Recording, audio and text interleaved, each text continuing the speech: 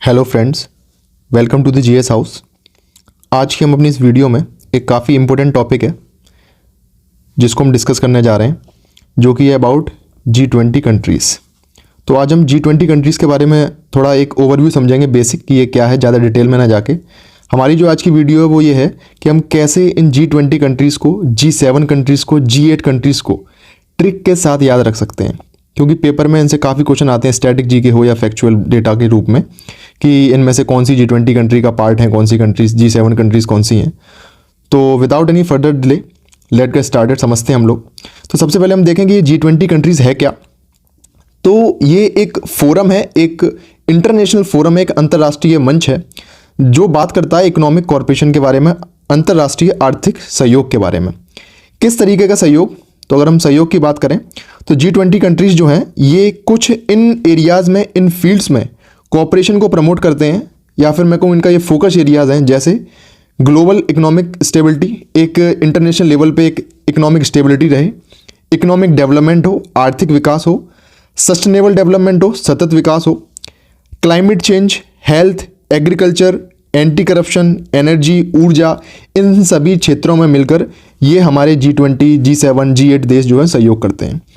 तो सबसे पहले ट्रिक से हम लोग देखेंगे कि क्या है G7, क्या है G8, क्या है G20। तो सबसे पहले जो छोटा ग्रुप है उसको देखते हैं, G7। तो G7 कंट्रीज़ को याद करने की जो ट्रिक है वो ये है कि जैसे हम लोग सभी जानते हैं FCI के गोडाउन्स होते हैं, फूड कॉरपोरेशन ऑफ इंडिया, जिसमें हमारे ग्रेन्स वगैरह रखे जाते हैं, अनाज रखे जाते हैं। तो आप इस तरीके से याद रखेंगे कि UK और US जो दो देश हैं, ये FCI जी के पास गए ज्वार लेने। UK और US ने FCI जी से ज्वार खरीदा। तो अब इनकी क्या ट्रिक बनेगी? तो UK से है यूनाइटेड किंगडम, US से है United state of America, FCI से 3 देश हैं यहाँ पे, फ्रांस, कनाडा और इटली, G से है जर्मनी और J से है जापान। तो UK और US ने FCI जी से ज्वार खरीदा। तो United kingdom, US, France, Canada, Italy, Germany और जापान। यहाँ पे आप एक सबसे इंपॉर्टेंट बात ये रखें कि G7 में ना तो चाइना है और ना ही रशिया है, क्योंकि यहाँ पे ही कन्फ्यूज़न हमें होगा। तो ये हमारी हुई G7 कंट्रीज़। आगे हम लोग देखते हैं बची हुई जो और कंट्रीज़ हैं उनका नाम। तो उनके लिए एक ट्रिक है कि साउथ कोरिया ने IIT सासाराम, सासाराम एक जगह है बिहार में, साउथ कोरिया ने IIT सासाराम से ABC सीखा। जो ये हिंदी में जो मैंने लिखा हुआ है ये हमारा उस ट्रिक का पार्ट नहीं है, या फिर ये कंट्रीज़ नहीं है। जो इंग्लिश अल्फ़ाबेट में ये वो कंट्रीज़ हैं। तो यहाँ पे देखो, साउथ कोरिया, I से इंडिया, दूसरे I से इंडोनेशिया, फिर T से तुर्की। सासाराम में हमारे 5 देश हैं।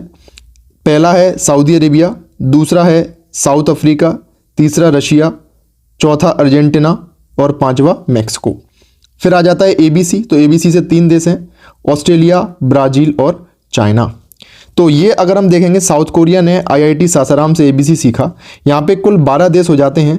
13 जो है, 13वां जो देश है वो कोई एक देश ना होकर काफ़ी सारे देशों का समूह है, जिसको हम यूरोपीय यूनियन बोलते हैं, यूरोपीय संघ बोलते हैं। तो 13 ये और 7 ऊपर, तो 13 + 7 ये बन जाता है हमारा G20 कंट्रीज़। इनको अलग अलग क्यों याद किया है? अगर आप 7 ऊपर वाला देखें, जो कि ट्रिक थी UK और US ने FCI जी से ज्वार खरीदा, ये केवल G7 कंट्रीज़ हैं, और इन बाकी के जो 13 हैं ये आपका, इनको मिला के बनता है G20। एक टर्म है G21।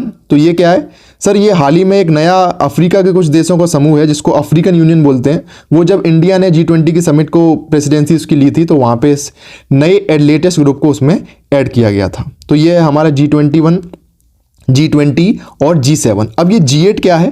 तो G8 कुछ नहीं है, अगर मैं G7 में रशिया को और ऐड कर दूंगा तो वो G8 बन जाएगा। पहले रशिया भी G7 ग्रुप का ही पार्ट हुआ करता था, लेकिन रशिया ने जब क्रीमिया पर कब्जा कर लिया तो उसके बाद फिर रशिया को G7 से बाहर कर दिया गया। तो G7 में ये 7 देश हैं, प्लस अगर मैं रशिया और जोड़ दूंगा तो ये G8 हो जाएगा। बाकी की जो ये देश हैं, Argentina, Australia, Brazil, China, European Union, India, Indonesia, Mexico, Saudi Arabia, South Africa, South Korea, तुर्की, ये हमारी G20 हैं। और जो G21 है उसमें एक और ग्रुप आ जाता है जो कि अफ्रीका का देशों का ग्रुप है, जिसका नाम है यूरोपीय यूनियन। तो आई होप आपको ये क्लियर हुई होंगी ट्रिक्स। ऐसी और ट्रिक्स के लिए, इंटरेस्टिंग वीडियोज़ के लिए सब्सक्राइब करें GS हाउस। मिलते हैं अगली वीडियो में, तब तक के लिए कीप रिवाइजिंग। जय हिंद।